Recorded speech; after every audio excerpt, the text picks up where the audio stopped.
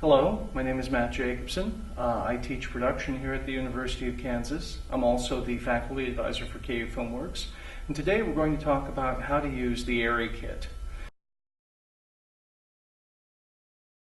As you can see, a fairly heavy piece of equipment. One of the things that the ARRI Corporation has made a little easier in terms of moving this kit around is the fact that it is on wheels. It also has carry handles on both ends, so if you're going to be carrying it into a situation where you can't necessarily roll it, say upstairs or over rough ground, you want to make sure that you've got at least two people carrying this kit just to make sure that you don't drop it.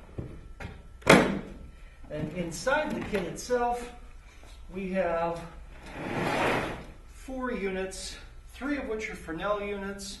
1 unit is an open face 1K unit. 2 650 watt Fresnel units, and 1 smaller 300 watt Fresnel unit here. Also comes with 4 light stands. These light stands are actually, I think, a little more sturdy than the light stands that you have in your Lowell kits. And it's because these lights are not just lens lights, but by their nature, they're also a little heavier. Now, I'm going to pull out one of the 650 watt lights here, and you can see we've got your standard parts for a Fresnel light. You've got your Fresnel lens. That's the glass lens that's at the front of the unit. You've got the body of the light here.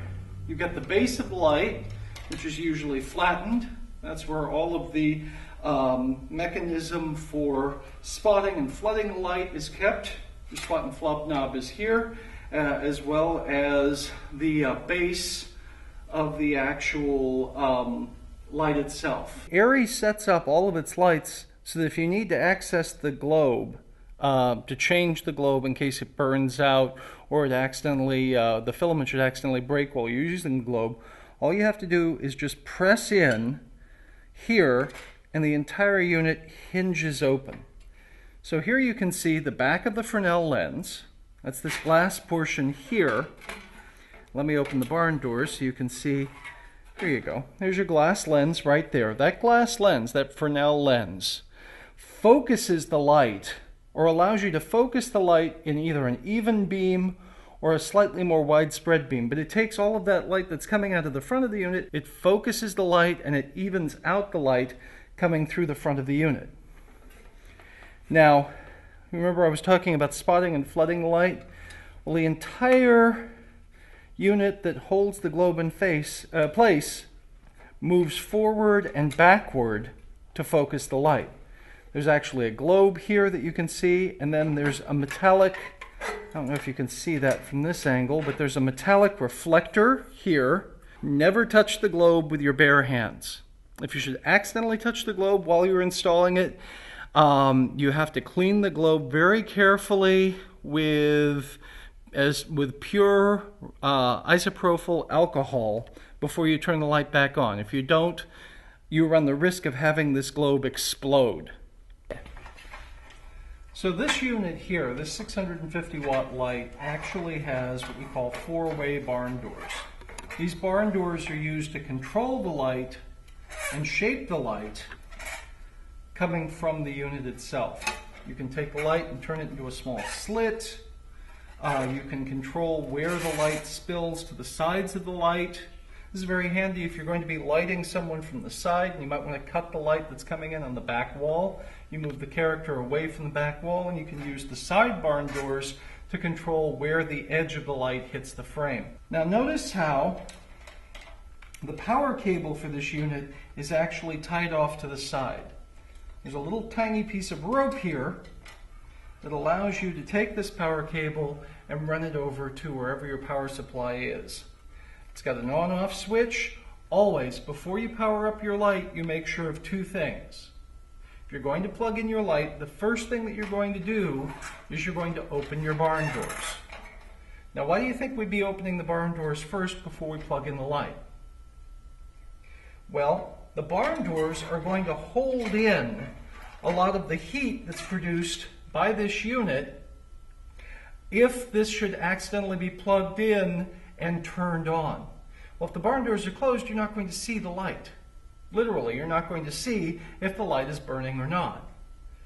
If you open the barn doors, you could see that the light is burning and take the steps to turn it off. If you plug this in and the barn doors are closed, what you're going to do is you're going to create a lot of heat buildup inside the unit.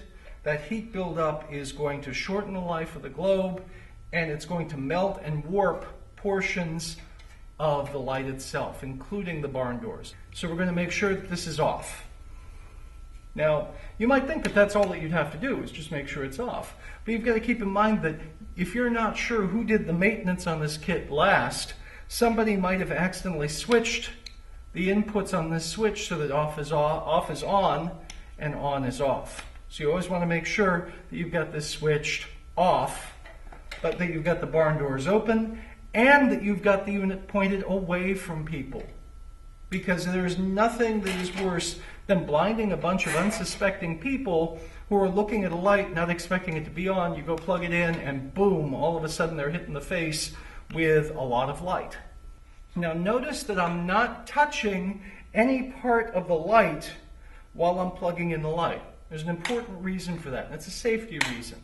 If there's a short, if any of these wires inside the light become loose while the light's being moved or while the light's being moved around,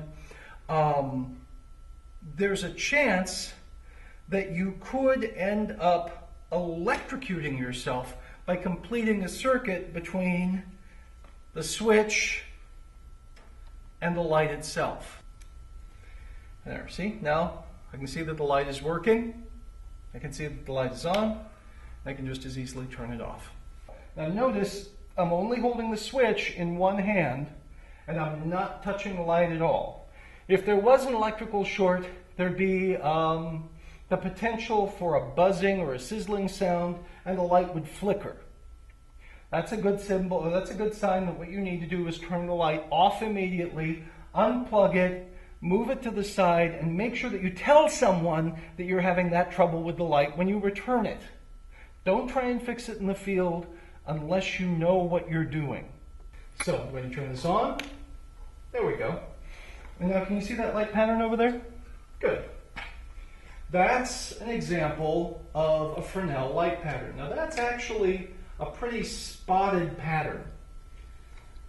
As I turn this knob from spot to flood, you can see that the spread of the light becomes much larger, much wider as we go into flood. And we can spot the light. Now keep in mind, this is about 30 feet away, and that back wall is already very nicely lit. But you can see that we're still getting enough light on that back wall to create a sense of light. Now, one thing that's really important is that whenever you're working with lights, you want to make sure that you have a pair of gloves handy, that you want to have a pair of gloves nearby. I don't have a pair of gloves here. I should have brought some. Now, I can do most of the major adjustment for this light by just touching the plastic portions of the light. These knobs that allow us to tilt the light and pan the light are actually made of plastic. This flood and spot control is made of plastic. I can operate most of the major functions of this light without having to touch any of this hot metal, with one exception, the barn doors. And the barn doors do heat up. This light's only been on for a minute or so, and the barn doors aren't really interrupting any of the light.